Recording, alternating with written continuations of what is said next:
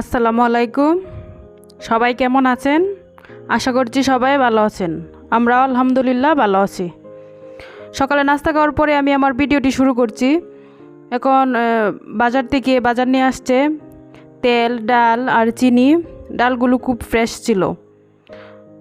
অনেকটা ডাল দেখলাম বক্সে ছিল, তাই বক্সে আর ডালই নাই।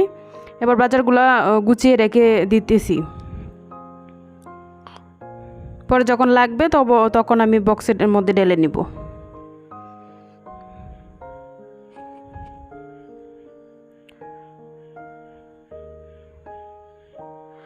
তেলগুলাও গুছিয়ে নিতেছি। আর আমার ভিডিওটি যদি আপনাদের ভালো লাগে তাহলে প্লিজ একটা লাইক দিয়ে ভিডিওটি দেখা শুরু করবেন। এখন আমি দুপুরে রান্নার শুরু করে দিব। এখন আজকে আমি করব কচু ভর্তা, তাই কচুটা ভালোভাবে কেটে নিতেছি। এই যে আমি এইভাবে কেটে নিলাম। এবার ভালো করে ধুয়ে আমি অল্প পানি দিয়ে রাইস কুকারে বসিয়ে দিতেছি সিদ্ধ হওয়ার জন্য। এবার এখানে এক কেজি পরিমাণ মসুরের ডাল নিতেছি। এটা আমি সিদ্ধ করে ফ্রোজেন করব, তাই ভালোভাবে ধুয়ে নিতেছি। ধুয়ে রাইস কুকারে বসিয়ে দিব ফুটে আসা পর্যন্ত।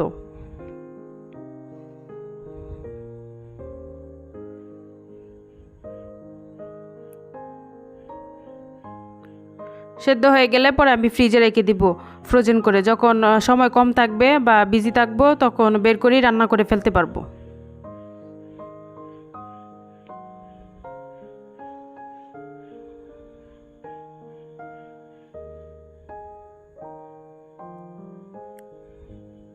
রাইস কুকারের মধ্যে বসে দিয়ে আমি ঢাকনা দিয়ে ঢেকে দিতেছি। এবার আমি বেডরুমে চলে এসেছি।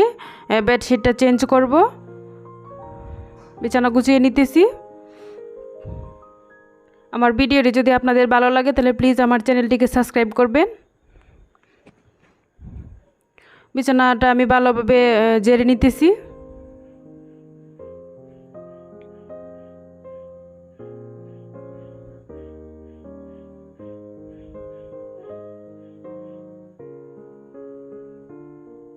এবার আমি ভালোভাবে সব ফার্নিচারগুলো মুছে নিব।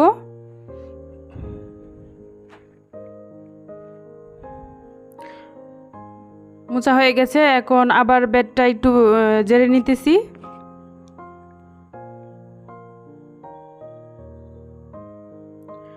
এবার আমার বেডটা দেখেন পরিষ্কার করার পর কেমন দেখাচ্ছে।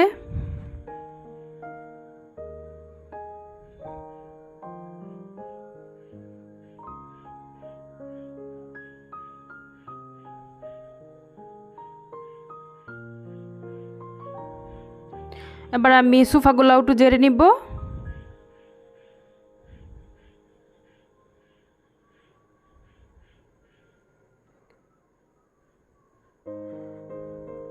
ভালোভাবে মুছে নিতেছি।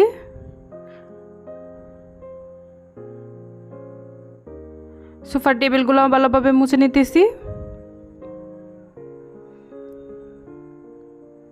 এবার যে চাদরটা আমি বিছানা থেকে তুলেছি ওটা আমি ওয়াশিং মেশিনে দিয়ে দিব। পাউডার আর পানি দিয়ে আমি মেশিনটা ছেড়ে দিয়ে আমি কিচেনে চলে যাব।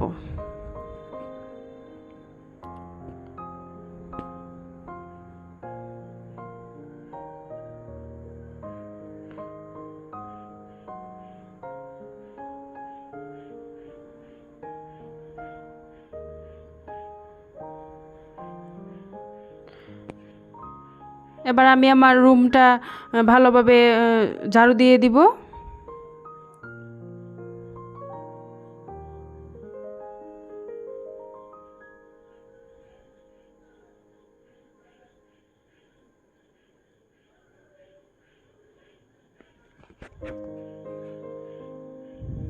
এবার মুছে নিতেছি ভালো করে।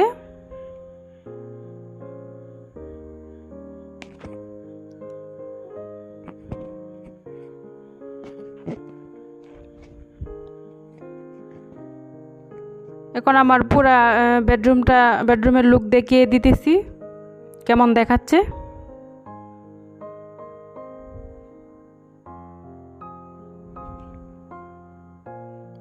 বাচ্চাদের জন্য এখন আর গুছিয়ে রাখা যায় না। এখন আমি কিচেনে চলে এসেছি। ডালটা অলরেডি ফুটে গিয়েছে। এখন আমি বক্সের মধ্যে ঢেলে নিব। যেভাবে আমি ডিপ ফ্রিজে রাখবো ওই বক্সগুলোর মধ্যে এখন আমি ঢেলে নিতেছি। ঠান্ডা হওয়ার পরে আমি ডিপ ফ্রিজে রাখবো। আরেকবার যখন আমার সময় কম থাকবে তখন খুব তাড়াতাড়ি ডালটা হয়ে যাবে, রান্না করে নিতে পারবো। এভাবে আপনারা ট্রাই করে দেখতে পারেন। বাকিটা আমি রান্না করে নিব আর কি। এখন ঠান্ডা হওয়া অবধি অপেক্ষা করব। ঠান্ডা হয়ে গেলে পরে ফ্রিজে রাখবো। এখন যে তেল শেষ হয়ে গেছে তাই তেলের পটের মধ্যে ঢেলে নিতেছি। এখন এই যে কচুগুলা সিদ্ধ হয়ে গেছে, এখন আমি তেলের মধ্যে পোড়া পোড়া করে ভেজে নিব। তাহলে কচু পোড়া ভর্তার মতো লাগবে। আপনারা এইভাবে ট্রাই করতে পারেন। কচুগুলো আমার ভাজা হয়ে গেছে, এখন দিয়ে দিতেছি শুকনো মরিচগুলোও ভালোভাবে ভেজে নিব। আপনারা এইভাবে খেয়ে আমাকে জানাতে পারেন। অসম্ভব স্বাদের ভর্তা হয় এটা। যারা জানেন তো জানেন, যারা নতুন রাঁধুনি তারা একবার ট্রাই করতে পারেন। মরিচগুলো আমার ভাজা হয়ে গেল, এখন দিয়ে দিব পেঁয়াজ আর রসুন। পেঁয়াজ রসুনগুলো ভালোভাবে ভেজে নিতেছি।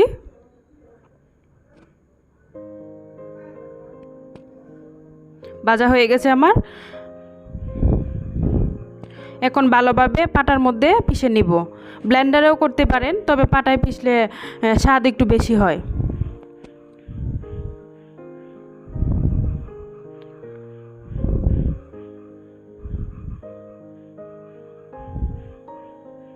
কচুটা আমার বাটা শেষ, এবার মরিচগুলা ভালোভাবে পিষে নিব।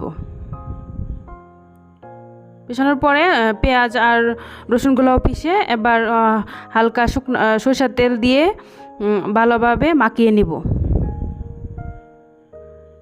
অসম্ভব স্বাদের ভর্তা হয়, আপনারা ট্রাই করতে পারেন।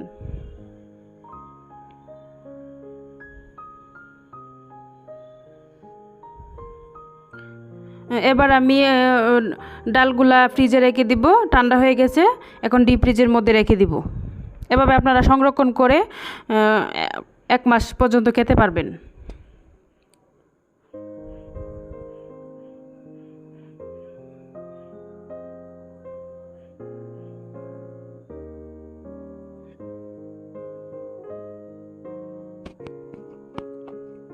সবগুলা বক্স আমি ফ্রিজে রেখে দিতেছি।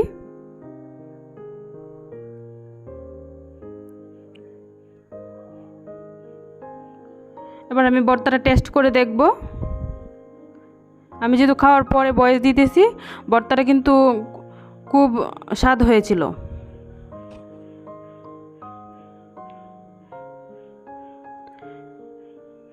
এবার বাইরে থেকে কাপড়গুলো নিয়ে এসেছি, এখন ভাঁজ করে গুছিয়ে রাখবো। আমার ভিডিওটি যদি আপনাদের ভালো লাগে তাহলে আমার চ্যানেলটিকে লাইক করে দিবেন। আমার ভিডিওটি আজকে এখানে শেষ